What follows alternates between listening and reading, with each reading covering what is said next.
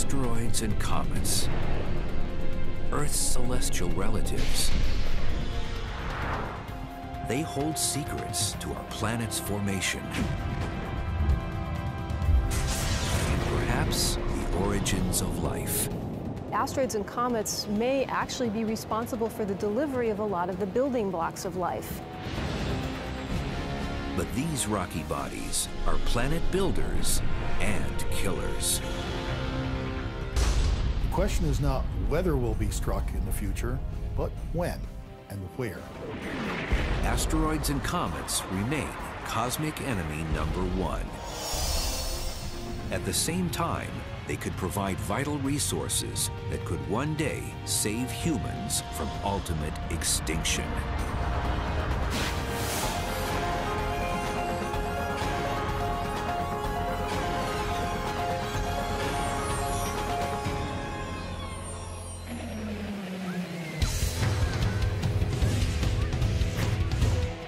It's summertime in California. People go about their business unaware of what's happening in the skies above.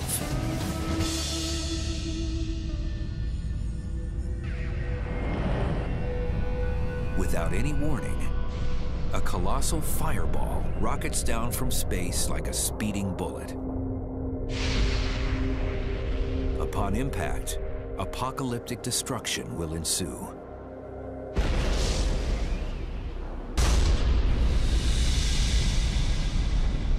This is not a real-life event, but it could be. At the University of Arizona, planetary scientist Jay Malash and his colleagues have developed an interactive website for estimating the consequences of asteroid and comet impacts on Earth. Web users can actually create their own doomsday scenarios. Every time impacts were in the news, I'd get call from reporters, and they would want to know what would happen if certain size impact occurred. I realized that this could all be put in a website so anyone could answer these questions themselves. Web users can recreate actual chilling impact events. Even the massive one in the Gulf of Mexico that triggered the mass extinction of the dinosaur over 65 million years ago. Let's suppose that the dinosaur-killing impact occurred not in Yucatan, but in Los Angeles.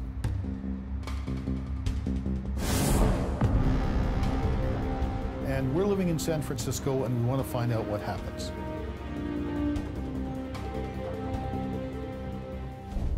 In order to simulate the impact event in Los Angeles, Malash enters the following data: projectile diameter, impact velocity and angle, target type, such as water or rocky surface,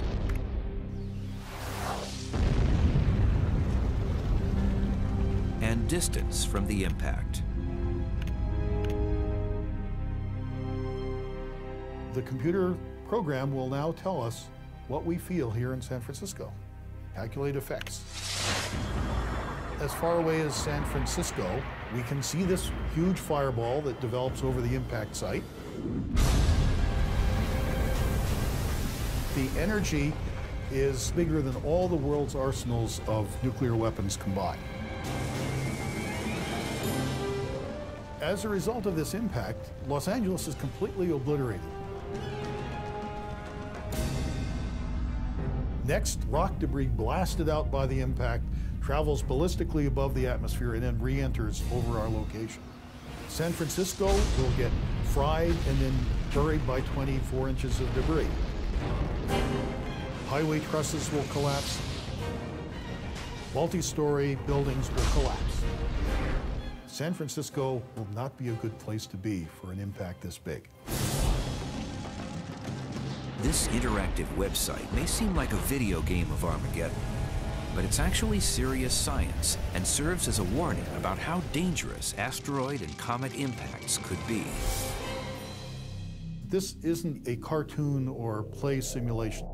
The impact effects are all compiled from things like nuclear weapons manuals, by experience from earthquakes, and so we've done the best job we possibly could with all of the best modern technology to get an accurate description of what happens. Throughout Earth's history, asteroids and comets have been messengers of death. At the same time, they may also have been deliverers of life.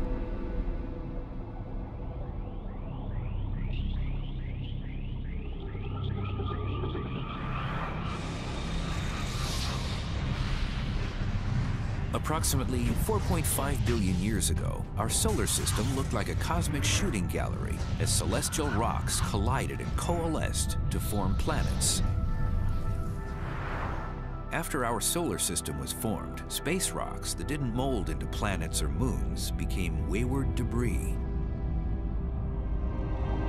Within our inner solar system, millions of these leftover rocks became part of the asteroid belt that orbits around the Sun between Jupiter and Mars. We think that the powerful gravity of Jupiter was strong enough to prevent these planetesimals from sticking together to form even larger objects that we would consider a real planet. So the asteroid belt, you might think of it as a collection of failed planets.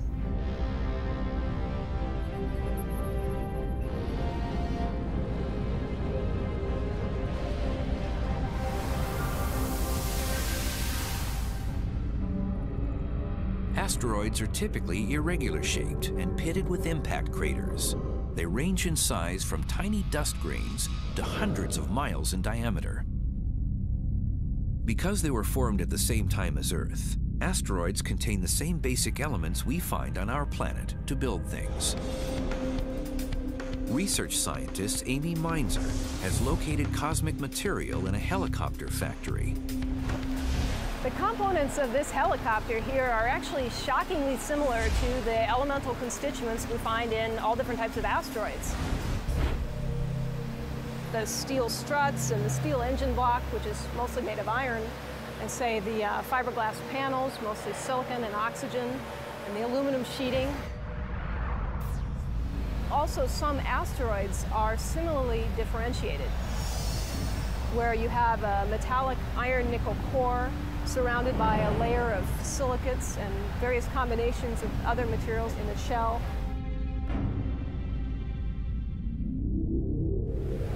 When the final assembly of this helicopter is complete, just like the asteroids, it moves.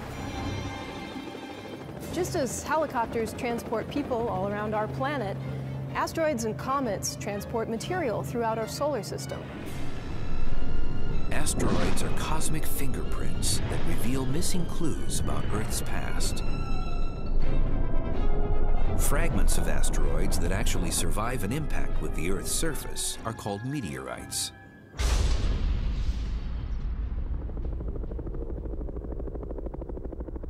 Most have been recovered in dry deserts or polar regions, where these dark rocks are easier to detect. At NASA's Johnson Space Center, scientist Michael Zelensky has collected and analyzed meteorites. There's more than 40,000 meteorites been brought back from Antarctica. These are two meteorites, and we think they're from asteroids. Right here, this is a carbonaceous chondrite, and this is an ordinary chondrite. These are the most common kinds of meteorites that fall to Earth today. And they contain a lot of iron, magnesium, silicates, things you see in the Earth. So the asteroids tell us about the earliest history of planet building. Here we have little laboratories for studying how planets evolved early in their history. And asteroids aren't the only remnants from the formation of planet Earth. In the frigid outer solar system, leftover rocks now orbit neatly in the Kuiper Belt, just beyond planet Neptune.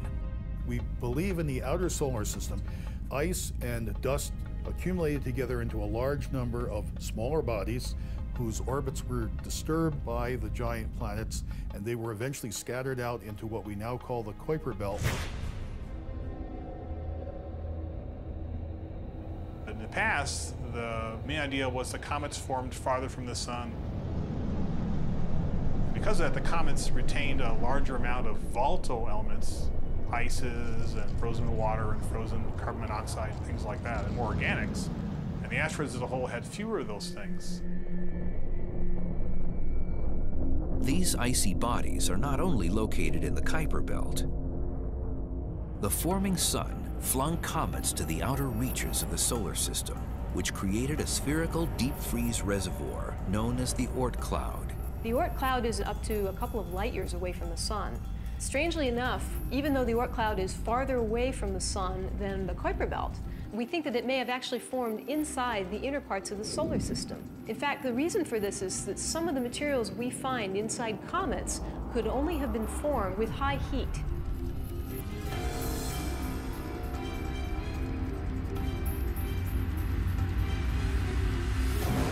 So today, we are building a comet.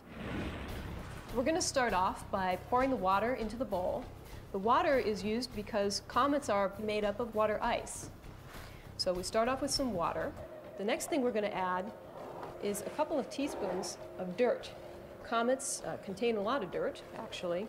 Dirt consists of various minerals of different types, containing all kinds of heavy elements such as iron.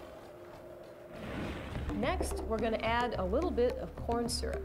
Corn syrup here consists of carbons, hydrogens, and oxygens that we find inside of comets. Next, we're going to add some of this window cleaner.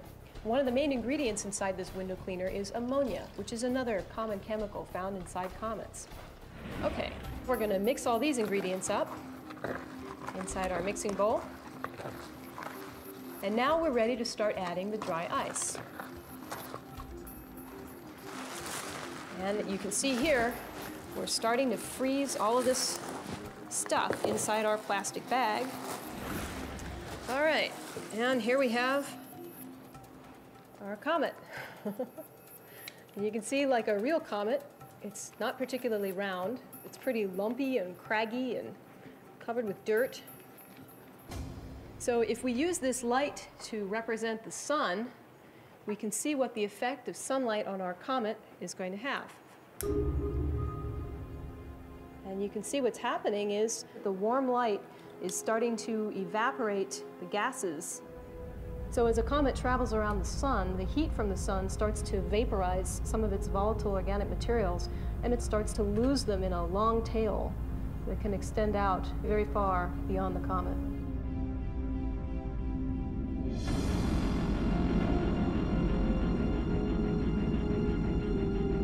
In 1986, the Giotto spacecraft became the first mission to fly by a comet. It was Comet Halley, the only one known to return within our human lifetime, and that is also visible to the naked eye.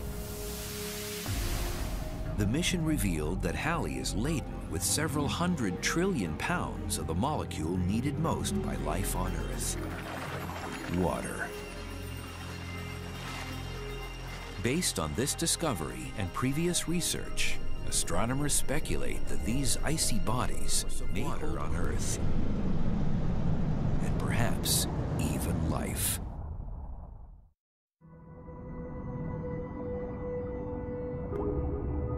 Water.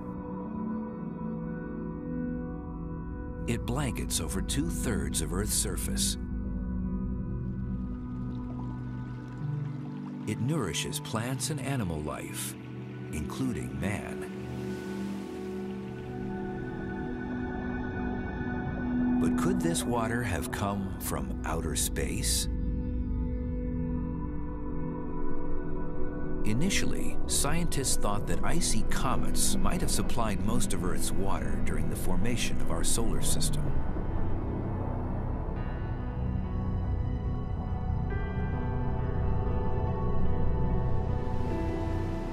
However, new research suggests that comets may not have been the primary source for our planet's water.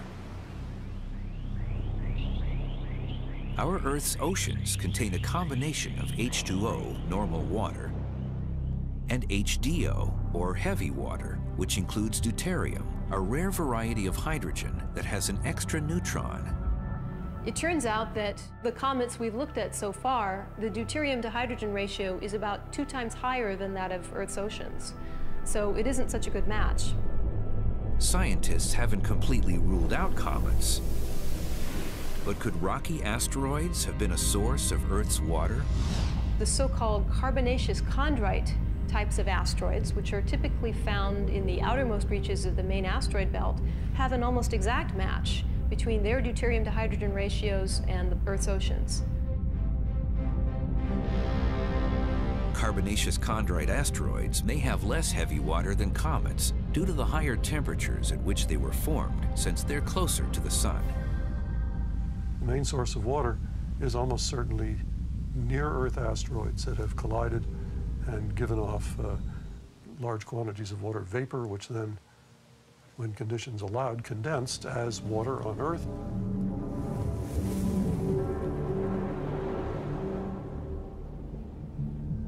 Another possible source of Earth's water may have been identified with the discovery of 3 peculiar new objects in the asteroid belt. Recently, scientists have discovered an exciting new category of object called the main belt comets. They look like a comet. They have a nucleus surrounded by a hazy coma with a long tail extending out. However, their orbital dynamics keep them entirely within the main asteroid belt. So from their orbital dynamics, they look like asteroids. Perhaps the origin of the Earth's oceans could be these main belt comets, which have high concentrations of water and other organic materials. Scientists are still debating whether asteroids or comets could have delivered water to Earth. And the bigger mystery is whether they also could have delivered the essential elements for life. Comets and asteroids both contain organic matter. They both repeatedly strike Earth.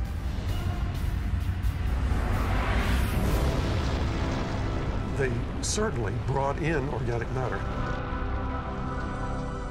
How much was dissolved in water and permitted the development of life? We don't know.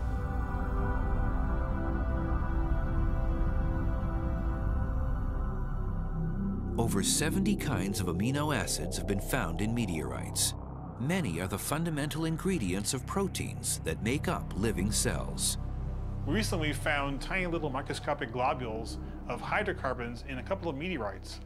And these would be perfect precursors to cells. Imagine these things were falling on the Earth or anywhere else early in its history, providing ready-made little homes for organic reactions to occur in.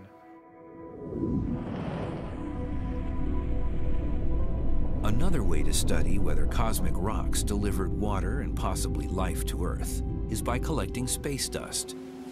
100 tons of microscopic comet and asteroid material rains down on us every day.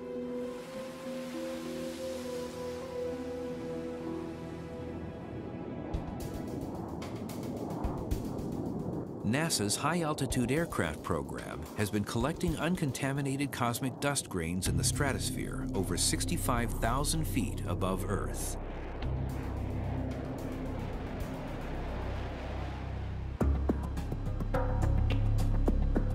The aircraft collects microscopic particles on silicon oil-coated sticky plate collectors on the wings.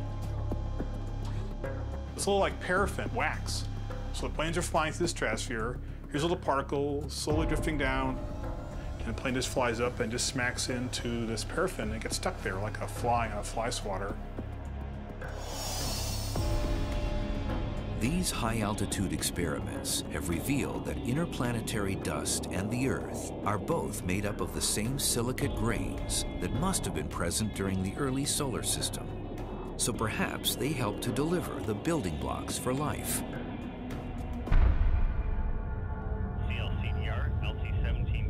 The high-altitude flights have prepared NASA to embark on one of its most ambitious missions. In 1981, scientists began researching how to collect actual pieces from a nearby comet named Wilt 2, which was traveling within the orbit of Mars. The fundamental question we were trying to address for this mission was, did this comet, Wilt 2, ever have liquid water? We know it had lots of water ice, all comets do, But were they always cold? Or did they perhaps heat up inside to melt this water ice to liquid water? That's really important because once you have liquid water, then you can have things like life. Scientists were faced with a daunting challenge. Stage separation has occurred, and we have second stage ignition. How could the spacecraft collect untainted pieces of a comet that would be moving 10 times as fast as a speeding bullet and therefore generating tremendous heat? So imagine trying to stop a rifle bullet in mid-flight to study it without destroying the rifle bullet and without destroying you. How would you do that? That was our problem.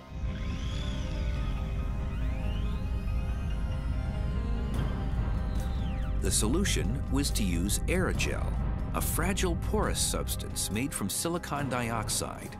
Lighter than a cotton ball, aerogel contains thermal insulating properties that are stronger than window glass. Hello, Peter. Welcome to Old Castle Glass. Glad you could make it. NASA scientist Dr. Peter So discovered that aerogel could capture hot, fast-moving cometary particles with minimal damage.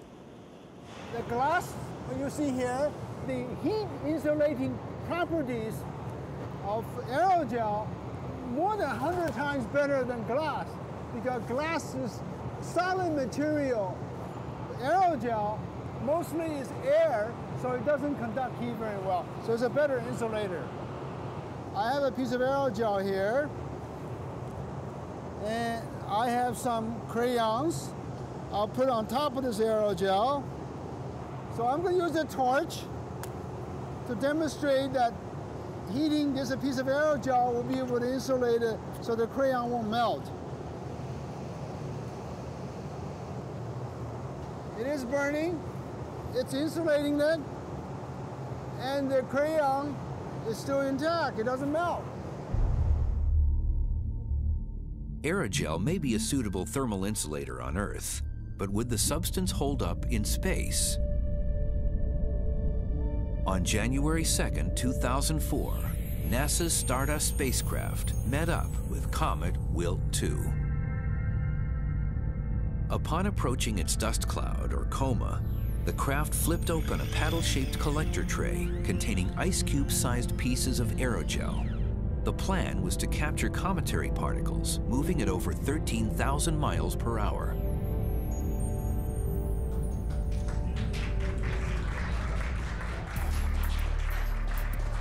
When the spacecraft finally returned to Earth, nervous excitement filled the air at Johnson Space Center. I was the one to pick up the tray.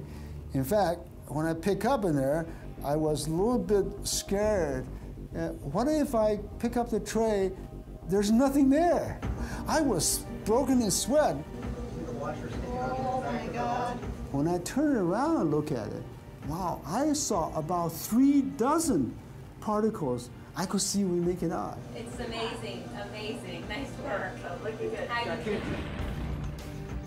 Further analysis of the Stardust samples may one day reveal whether Earth's water, or perhaps life, came from comets. But they've already provided insight into the striking similarities between asteroids and comets.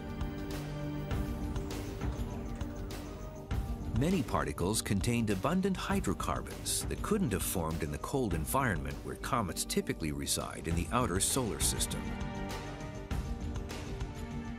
We have the aerogel samples from the cometary tray. We mostly thought these grains would have formed out far from the sun where the comet formed. We find that some of the grains in the comet must have formed right up next to the sun's surface, heated to over 1,000 degrees, maybe 2,000 degrees. After much analysis, scientists wondered, do some comets actually masquerade as asteroids? NASA's next mission would tackle that question head-on.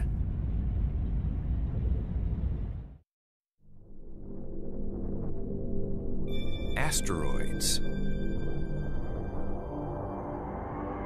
and comets, once thought to be very different cosmic bodies,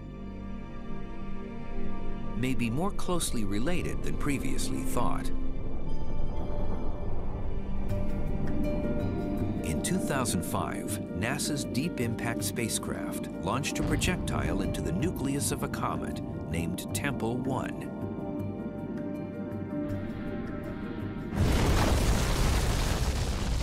For the first time, scientists captured images of a comet's icy, muddy interior. We think that material that's underneath the comet's surface is really in a pristine state from when the comet was first formed, which could be billions of years ago. The Deep Impact mission concluded that some comets actually mimic asteroids. After a comet orbits around the sun many times, it loses its icy, gaseous components. It essentially becomes dormant, showing a dry surface that resembles a carbonaceous chondrite asteroid, which contains many water-bearing minerals.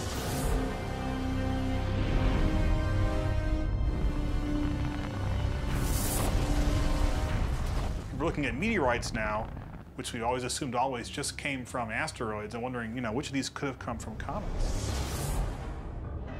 What that tells us is that there are many different kinds of comets. They've all had different histories, just like asteroids have. Asteroids and comets have much more in common than just physical and chemical composition. They've both left deep scars on Earth,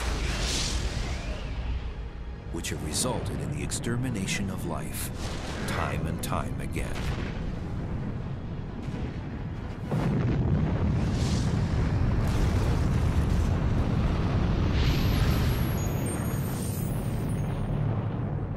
Near-Earth objects are asteroids and comets whose orbits bring them close to Earth's orbit. In the case of asteroids, Jupiter's gravity or light pressure from the Sun can bump these cosmic relics out of the asteroid belt.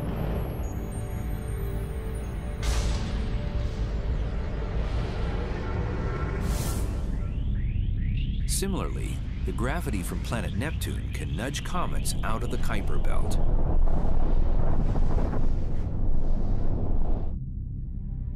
The scars from asteroid impacts can be seen throughout our solar system. All the terrestrial planets and moons show the marks of these deadly blows, including Earth. 65 million years ago, a cosmic object roughly 6 miles across impacted the Yucatan Peninsula near the modern village of Chicxulub, Mexico. It produced kinetic energy equivalent to 8 billion Hiroshima atomic bombs. The impact event left a crater in the ocean over 110 miles across and 20 times as deep as the Grand Canyon. Because the impact event hit the sea simultaneously, this created tsunami-sized ripples that then crashed onto the shoreline of the Gulf of Mexico. The energy and the explosive ejection of that material from the crater was so dramatic that that molten debris actually blanketed all of North America. Life as we know it would have been virtually erased. Many scientists now believe the impact event extinguished 75% of animal and plant species on land and sea, including the dinosaurs.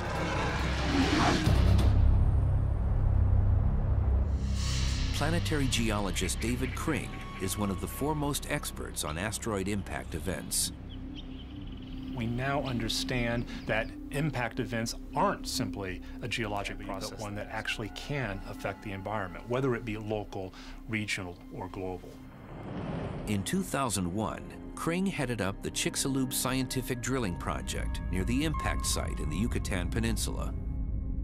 Kring's goal was to find evidence that the Chicxulub impact produced worldwide climate effects by drilling down to the rock dating to that time period. The drilling project confirmed our suspicions that the impact event had collided with a series of very important rock types, limestone and anhydrite. The limestone, when vaporized, produced greenhouse-warming carbon dioxide, and the anhydrite, when vaporized, produced sulfuric acid rain.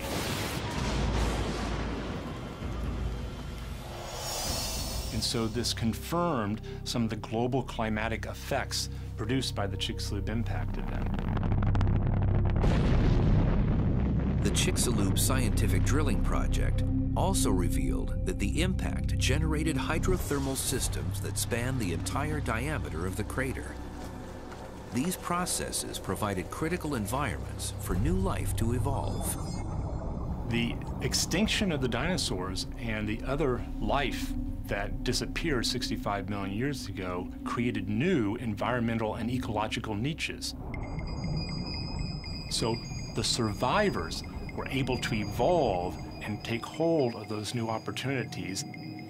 The subsequent evolution has led to the formation or the evolution of our own species, the human species. The next Chicxulub-sized impact is estimated to occur 35 million years from now. But one can never be too certain when it comes to space rocks. Unfortunately, these types of things do not occur like clockwork. In fact, the next Chicxulub-size impact event could occur tomorrow. Many scientists are confident that a cosmic impact was responsible for wiping out the dinosaur. But they're still debating about what type of rock. We aren't actually sure whether this was an impacting asteroid or an impacting comet, although the bulk of the evidence points towards an asteroid. Asteroids, in fact, dominate the flux of impacting debris to the Earth. Somewhere on the order of 85 to 95% of the objects that collide with the Earth come from the main asteroid belt. If we do find a comet on an Earth-threatening trajectory, it could be difficult to deflect or destroy before it inflicts apocalyptic destruction.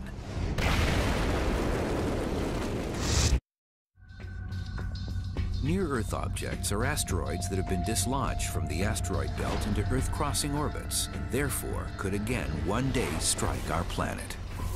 Although most potentially hazardous objects are asteroids, comets remain a legitimate threat. These icy bodies, which come from the outer solar system, can travel 3 times faster than asteroids, so it only takes 9 months for them to get from the orbit of Jupiter to the orbit of Earth. You couldn't plan years ahead for an impact from most comets. You'd hear about it maybe a few weeks ahead, maybe months at the most. Fortunately, Jupiter acts as a planetary shield. It deflects or absorbs comets that drift towards Earth. And scientists now have the pictures to prove it. On July 22, 1994, telescopes around the world caught a glimpse of one of the most violent comet impacts in the history of humanity. A string of about 20 comet fragments named Shoemaker-Levy 9 crashed into the upper cloud decks of Jupiter at speeds 100 times faster than a speeding bullet. Since gaseous Jupiter doesn't have a solid surface, the objects were slowed down by its thick atmosphere and exploded as air bursts, which created plumes that were visible from Earth.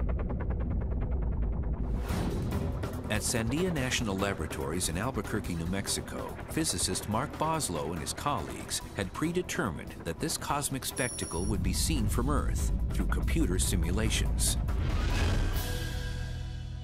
People really did not expect this to be observable, partly because the location of the impacts were actually over the horizon, over the limb of Jupiter as viewed from the Earth. We simulated the interaction of the fragments with Jupiter's atmosphere at high velocity and the giant plume that was ejected out into space and could be seen rising over Jupiter's horizon as viewed from the Earth and from the Hubble Space Telescope. Armed with new knowledge about airburst impacts, Boslow began reinvestigating a similar event that happened on our planet. On June 30th, 1908, the biggest cosmic disaster in recorded human history on Earth occurred in Russia.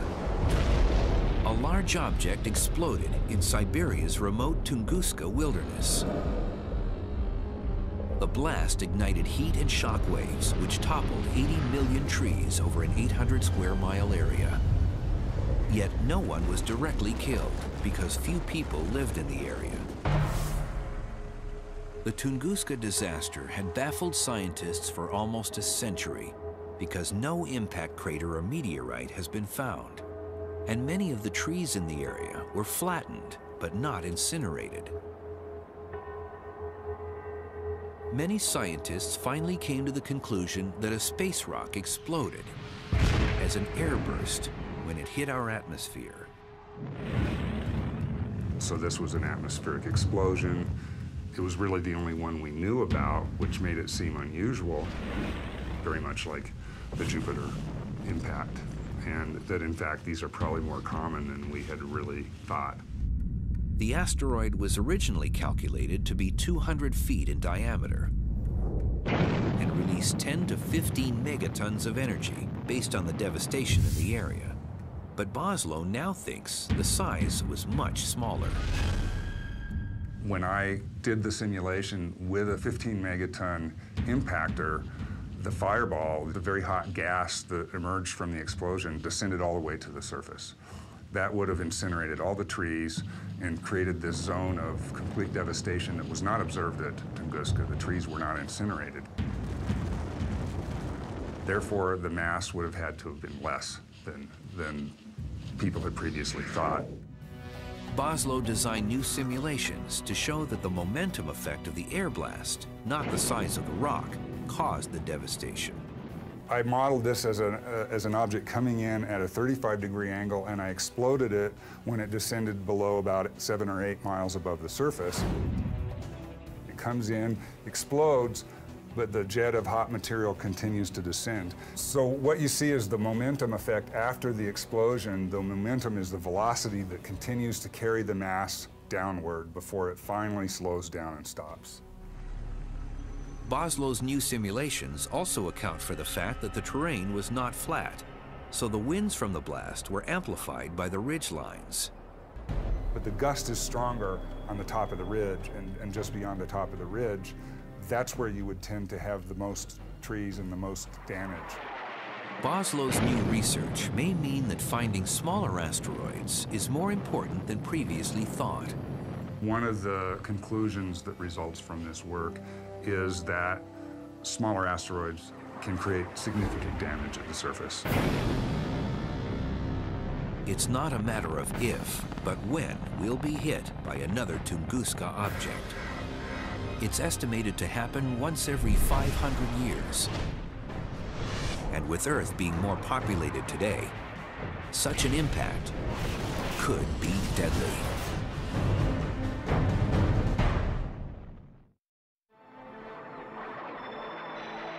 Asteroid and comet impacts are not events of the past. They're ongoing, and one day could again profoundly alter life on Earth.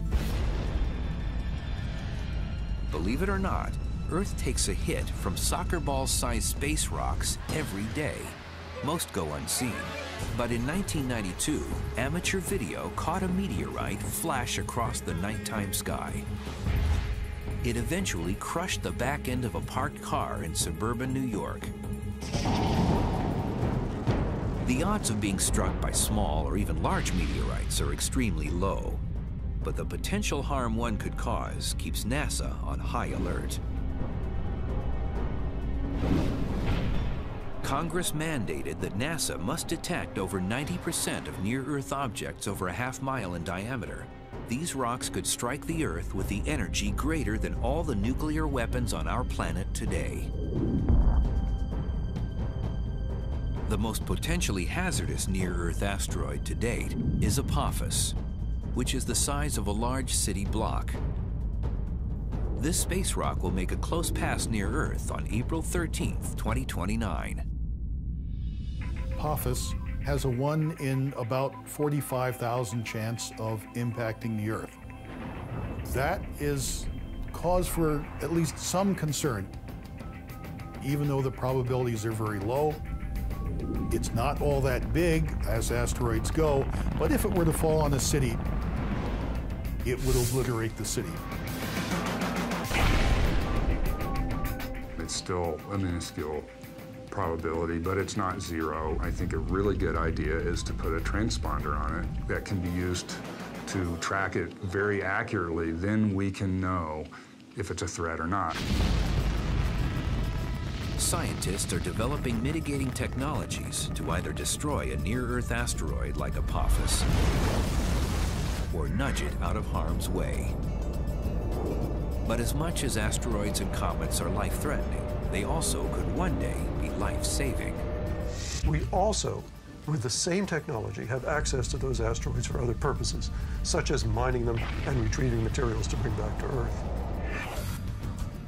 Planetary scientist John Lewis has spent a career devising methods for mining space for precious resources. Lewis says asteroids' proximity to Earth present an opportunity to harvest their vast metal, mineral, and water ice for our planet, as well as future space missions and habitats. I always envision the use of space resources to bring back to Earth. One of these is the extraction of water. The water can be used, of course, for life support. You can drink it. You can also generate electric power, stick electrodes in the water, electrolyze it into hydrogen and oxygen, and use the hydrogen and oxygen as rocket propellants for the return to Earth. Among the many valuable components in asteroids is iron-nickel, as well as highly priced metals such as cobalt and platinum. These could be extracted to construct a variety of things on Earth.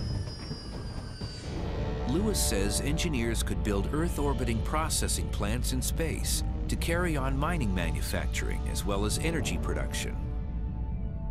My concept is that a lot of these structural materials could be used in the process of putting up solar power satellites to produce unlimited quantities of cheap electricity very cleanly.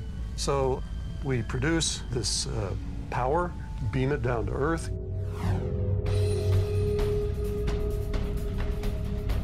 And landing on an asteroid is not complete science fiction. In 2001, the Near-Earth Asteroid Rendezvous mission, known as NEAR, became the first spacecraft to touch down on an asteroid named Eris, which was then 190 million miles from Earth. Now, we've had several successful missions to near-Earth asteroids in recent years, and the sense that these bodies are accessible, that we can easily go there, pick up samples and study them.